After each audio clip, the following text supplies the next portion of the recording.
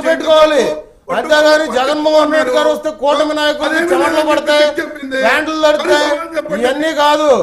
హుందాగా వస్తున్నారా, ప్రజల తరపున మాట్లాడుతున్నారా? ఆయన ఒక ఎమ్మెల్యే పులివెందులకు సంబంధించి, ఆయన నియోజకవర్గంలో డెవలప్మెంట్ అనేది ఆయన ఎటువంటి బాధ్యత తీసుకున్నాడు, ఆయన చెప్పాలి. ఈ మాటలే వద్దు, ఈ మాటలు వద్దని నేను అంటున్నా.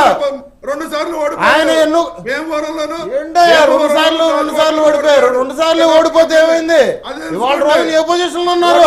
నాయకుడు జగన్మోహన్ రెడ్డి గారు, పవన్ కళ్యాణ్ గారు పరిణితి చెందిన నాయకుడు ఇవాళ రోజు ఏ పొజిషన్ లో ఉన్నారు? నాయకుడు మీ అధినేత. ఇవాళ రోజు 151కి వచ్చిన వాళ్ళు ఇవాళ 11కి వచ్చారు. మళ్ళీ మీరు సిగ్గులేని మాటలు మాట్లాడతారు.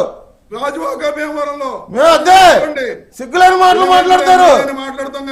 ఇట్లాంటి విమర్శలు ప్రతి విమర్శలు అనేది కాదు. ఇట్లాంటి విమర్శలు ప్రతి విమర్శలు అనేది కాదు. విధి విధానాల మీద సబ్జెక్టు మీద మాట్లాడు. విధి విధానాల సబ్జెక్టు మీద మాట్లాడు. ముందు మీరు జగన్మోహన్ రెడ్డి గురించి నువ్వు పెద్ద హైప్ చేసుకోవాల్సిన అవసరం లేదు. మాటలు మాట్లాడతాం తగ్గించుకోండి. డిబేట్ లో పెద్ద హైప్ చేయాల్సిన అవసరం లేదు. ఫస్ట్ రమ్మను, ఫస్ట్ వచ్చిన తర్వాత మాట్లాడమను, తర్వాత వాళ్ళు మాట్లాడుకుంటారు. ప్రశ్నలు గాని సమాధానాలు గాని.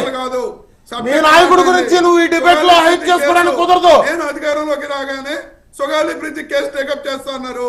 అన్ని వస్తాయి. ప్రతి ఒక్కదానికి మేము సమాధానం చెప్తాము.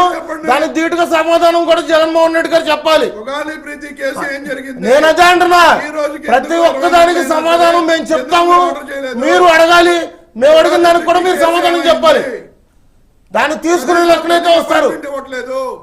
అది అంతేగాని వంకరగా మాట్లాడితే మాత్రం ఇవాళ 11 మందితో వచ్చిన జగన్మోహన్ రెడ్డి 11 గంటల వరకు కూడా ఉండడు అంటా నేను.